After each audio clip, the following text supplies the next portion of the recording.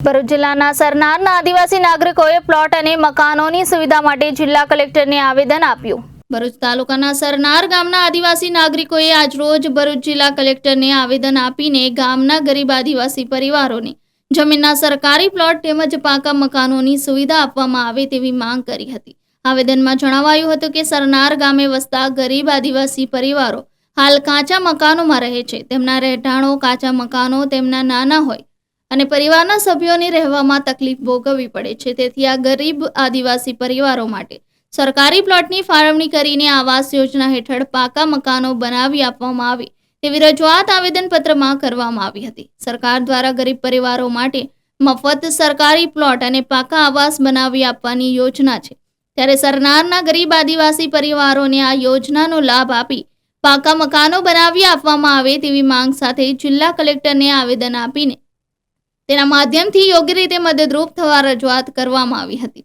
ઉલ્લેખનીય છે કે દિવસે ને દિવસે પરિવારના સભ્યોની સંખ્યામાં વધારો થતો હોય છે, ત્યારે નાના કાચા ઝૂંપડાઓમાં રહેવું શક્ય હોતું નથી। વળી મોટા ભાગના ગરીબ આદિવાસી પરિવારો ખેત મજૂરી કરીને પરિવારનું ગુજરાન ચલાવતા હોય છે, ત્યારે તેમને મળવાપાત્ર સરકારી લાભ અપાય તે જરૂરી ગણાય છે। મારું નામ રાકેશભાઈ રમેશભાઈ રજવાડી છે, ગામ સરનાર, તાલુકો ભરૂચ।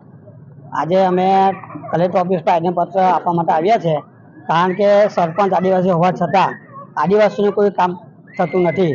સરપંચની પરીક્ષા લેવી છે તે પોતે ઝૂંપડામાં જીવે છે અને એવું લાગે છે કે ઘાટો તરીકે એનો લોકો ઉપયોગ કરી રહ્યા છે।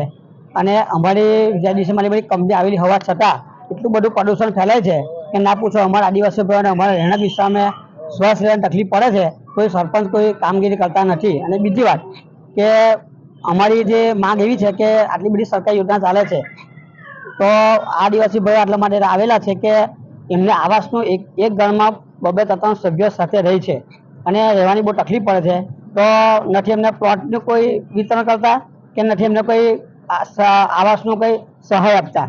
તો આવેદનપત્ર અમે એટલા માટે આપવા આવેલા છે કે આ લોકોને જે વિવિધ થકી યોજનાઓ સરકારની છે એમનો લાભ મળે અને એમને ખાસ કરીને પ્લોટ મળે અથવા કોઈ સરકારી આવાસનો લાભ મળે। મારી વિનંતી છે સરકારશ્રીને કે આટલી બધી યોજનાની કોઈ બી ફાળવણી કરી અને એમને આ યોજનાનો લાભ આપો એ મારી વિનંતી છે સરકારશ્રીને।